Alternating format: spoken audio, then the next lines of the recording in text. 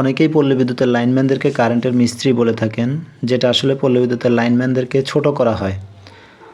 একজন মিস্ত্রি হওয়ার জন্য কখনো কোনো সার্টিফিকেটের প্রয়োজন হয় না, যেটা আপনার এলাকাতেও অনেক মিস্ত্রি আছে, কাঠমিস্ত্রি, রাজমিস্ত্রি, কারেন্টের মিস্ত্রি, স্যানিটারি মিস্ত্রি, তারপরে টাইলস মিস্ত্রি, এদের কিন্তু অনেকের কোনো সার্টিফিকেট নাই, শিক্ষাগত যোগ্যতাও নাই, তারপরেও তারা দেখে দেখে কিন্তু মিস্ত্রি হয়ে গেছে। আর এই পল্লী বিদ্যুতের লাইনম্যান হতে হলে বর্তমানে সর্বনিম্ন তাকে এসএসসি সায়েন্স গ্রুপ থেকে এসএসসি পাস করতে হয়, এবং কি এই পাস করলেই হবে না, তাকে বিভিন্ন পরীক্ষার পরে কিন্তু সে এখানের মধ্যে আসতে পারে।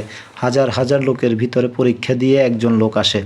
সুতরাং এই লাইনম্যানদেরকে যারা ছোট করে মিস্ত্রি বলেন, তারা একটু চিন্তা ভাবনা করবেন। এই লাইনম্যানরা কিন্তু এরা কারেন্টের মিস্ত্রি না, এরা এক একজন কারেন্টের ইঞ্জিনিয়ার। এদের এমনও দক্ষতা আছে যেখানে আপনার বড় বড় সার্টিফিকেটধারী ইঞ্জিনিয়াররা এখানে ফেল হয়ে যায়। সুতরাং এদেরকে ছোট করে কখনো মিস্ত্রি বলবেন না। এই যে দেখেন এখানে কত বড় একটা কাজ যেটা এই লাইনম্যানরা করতেছে, দুইজন লাইন টেকনিশিয়ান সহ।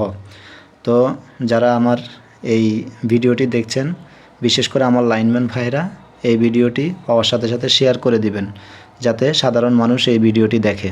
আসসালামু আলাইকুম।